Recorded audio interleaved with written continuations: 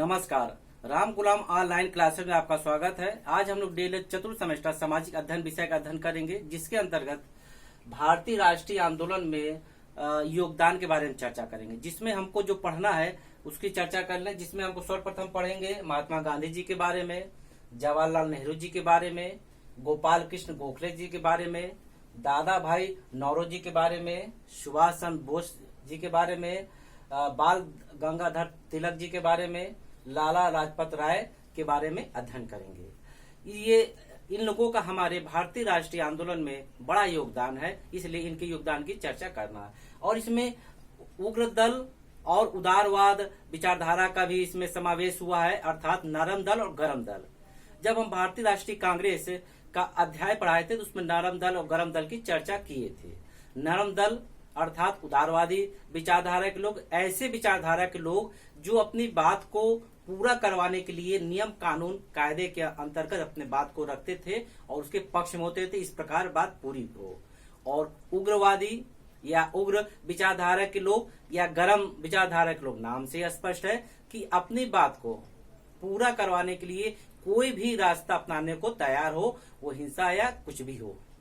आइए चर्चा करते हैं। जब भारतीय राष्ट्रीय आंदोलन में योगदान की चर्चा करते हैं, भूमिका की चर्चा करते हैं, तो एक नाम स्वतः ही उभर के आता है। वैसे तो अनेक नाम है जो हमको आजादी दिलवाने में अपना तन मन धन सब कुछ न्यौछावर करने के बाद हमको आजादी दिलवाए, और हम जिसके फलस्वरूप हमको 15 अगस्त 1947 को आजादी मिली।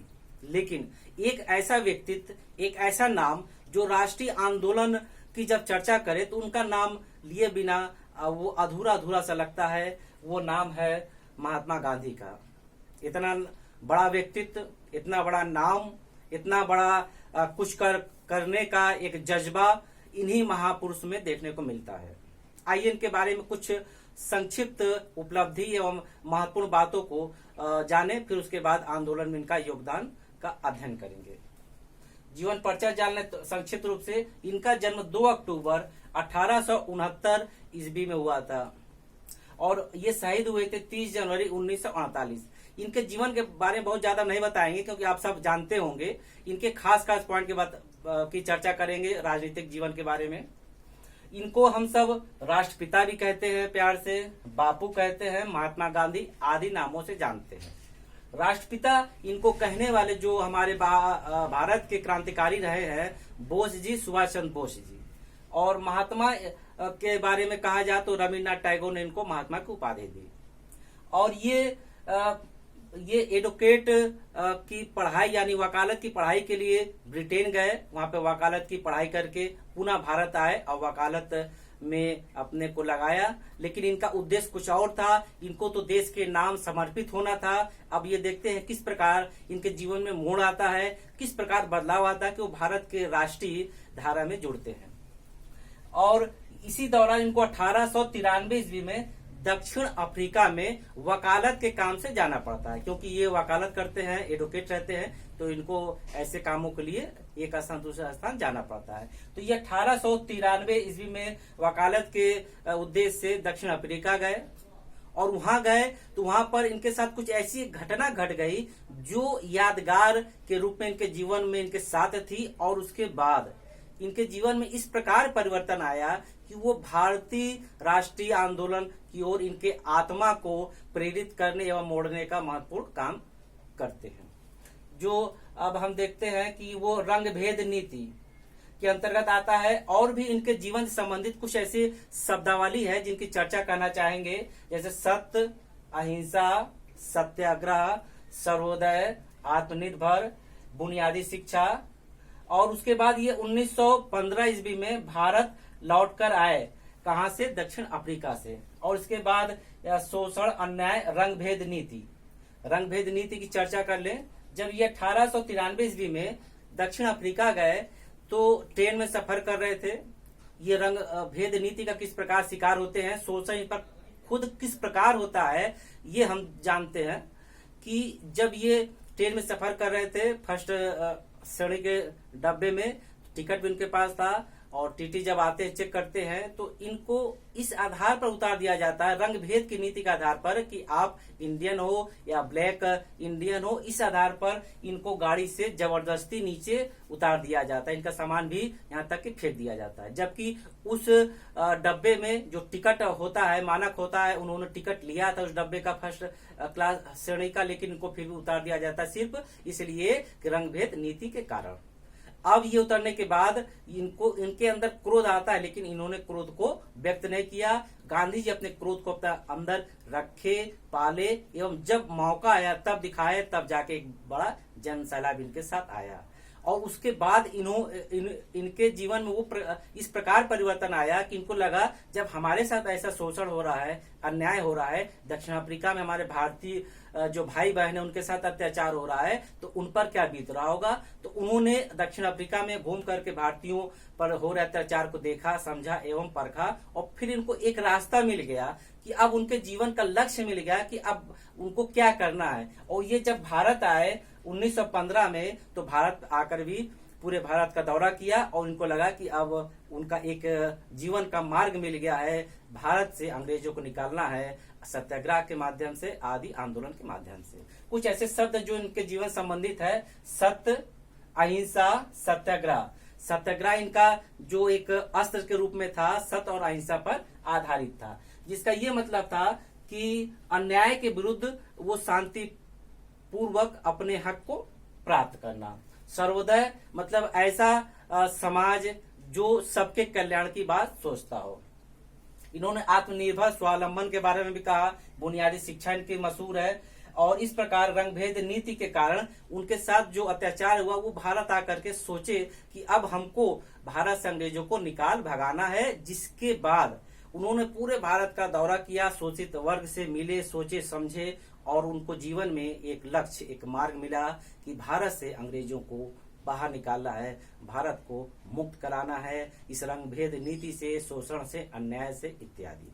इनका जो राष्ट्रीय आंदोलन में विशेष योगदान रहा, प्रथम आंदोलन चंपारण से ले, खेड़ा से ले, अहमदाबाद से ले, 1920 में असहयोग आंदोलन, सविनय अवज्ञा आंदोलन, भारत छोड़ो आंदोलन इत्यादि आंदोलन द्वारा इन्होंने भारत में एक बड़े जन सैलाब का समूह तैयार किया, जो एक आंदोलन के रूप में इनके साथ रहा।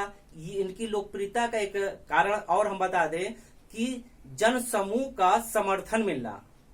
ये कहीं भी जाते थे तो इनको देखने के लिए, इनसे मिलने के लिए, एकमात्र झलक पाने के लिए इनके पास हजारों लोग आ जाते थे, और इनकी एक आवाज पर इनके आंदोलन में एक बड़ा जनसमूह आ जाता था, जो इनकी एक शक्ति थी, जनता की शक्ति इनकी शक्ति थी। यही कारण था जब ये आंदोलन करते थे तो अंग्रेजी सरकार भी सहम जाती थी, डर जाती थी। आइए चर्चा करें कि इनका भारत में सर्वप्रथम आंदोलन क्या था। प्रथम आंदोलन चंपारण आंदोलन। चंपारण आंदोलन के नाम से जानते हैं, या किसान आंदोलन, हम कहे चंपारण आंदोलन या किसान आंदोलन। गांधी जी का भारत में प्रथम सत्याग्रह या आंदोलन था। चंपारण बिहार में पड़ता है, जो अप्रैल 1917 में इन्होंने किया। गांधी जी का प्रथम सत्याग्रह या आंदोलन चंपारण सत्याग्रह माना जाता है या किसान आंदोलन माना जाता है, जो अप्रैल 1917 में हुआ। इसमें क्या हुआ था, बिहार में चंपारण एक स्थान है, वहां पर नील की खेती करने के लिए अंग्रेजी सरकार वहां के किसानों को दबाव डाल रही थी, एवं एक निश्चित भूभाग पर, उनका जो खेत था, एक निश्चित भूभाग पर नील की खेती करने के लिए अनिवार्य रूप से उनको प्रेशर डाले थे कि आपको ये पैदा करना ही है, बाकी शेष भूमि पर आप अन्य फसल उत्पन्न करें।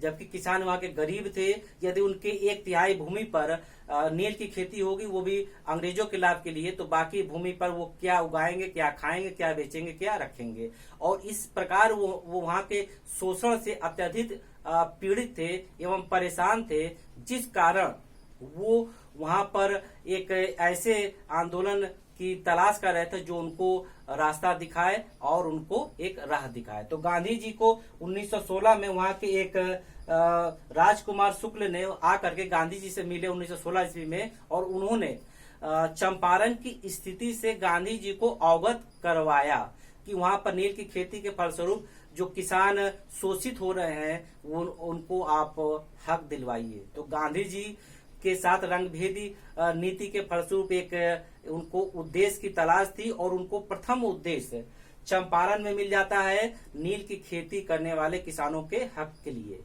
तो वो चंपारण जाते हैं और नील की खेती करने वाले किसानों के पक्ष में एक बड़ा जन आंदोलन करते हैं और इस प्रकार वो एक आंदोलन के रूप में किसानों के हक के रूप में जो अनिवार्य रूप से फसल पैदा के लिए दबाव डाला जाता है। एक पद्धति थी वहां की, ये हम बता दे, ये 3 कठिया पद्धति थी कि उनके भाग में 3 भाग में से एक भाग में एक प्रकार का उनको नील उत्पन्न करना एक निश्चित भूभाग पर। तो इस प्रकार उन्होंने आंदोलन किया कि ये जो दबाव डाला जा रहा है ये उचित नहीं है। इनके बड़े जन आंदोलन के फलस्वरूप वहां की सरकार को झुकना पड़ा एवं जो अनिवार्यता की गई थी किसानों को नील की खेती पैदा करना वो मजबूरन खत्म करना पड़ा और इनके जीवन का ये प्रथम सत्याग्रह माना जाता है, कहा जाता है। प्रश्न बनता है कि गांधी जी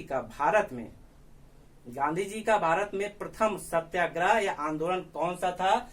तो हम कह सकते हैं चंपारण सत्याग्रह या चंपारण के किसान का सत्याग्रह, जो नील खेती करने वाले लोग थे उनके खिलाफ जो शोषण हुआ था उनको हक दिलवाने के लिए। अगला देखते हैं, अगला है कि अहमदाबाद का श्रमिक आंदोलन या अहमदाबाद का मिल मजदूर आंदोलन जो 1918 में हुआ था।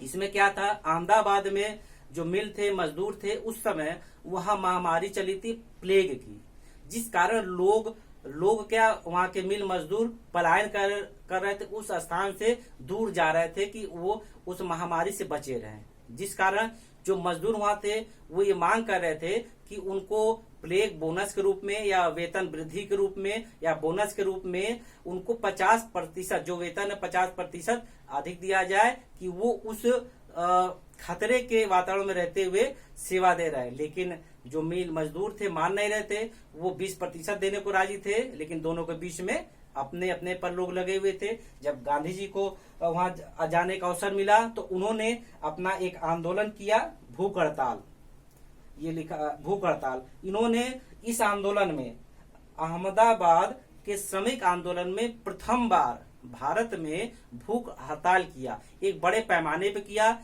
और मिल मालिकों को मजबूर होकर के गांधी जी के इस भूख हड़ताल के सामने, उनके आंदोलन के सामने झुकना पड़ता है और वो लास्ट में तय होते 35% बोनस देने के लिए, 35% बोनस देने के लिए तैयार होते हैं, जो वहां के मिल मजदूर के हक के लिए अच्छा होता है, बेहतर होता है। इस प्रकार भारत में गांधी जी का भारतीय राष्ट्रीय आंदोलन में प्रवेश हो जाता है, राजनीतिक धारा में जुड़ जाते हैं। धीरे धीरे इनके जीवन में ऐसा परिवर्तन आता है कि वो अपने जीवन का एकमात्र लक्ष्य बनाते हैं, भारत से अंग्रेजों को बाहर निकालना और भारत को आजाद करवाना और भारत को स्वराज दिलाना। इस प्रकार हम देखते हैं गांधी जी का जो ये आंदोलन में योगदान है, इनका योगदान बहुत अधिक है, इसलिए इसको हम कुछ पार्ट में या कुछ भाग में ही बताएंगे जो समझने और पढ़ने के लिए बेहतर होगा। और इसके भाग में जो अगले भाग में बताएंगे, इसके आगे का गांधी जी ने क्या क्या भारत में रहते हुए राष्ट्रीय आंदोलन में योगदान दिया, उसकी चर्चा करेंगे।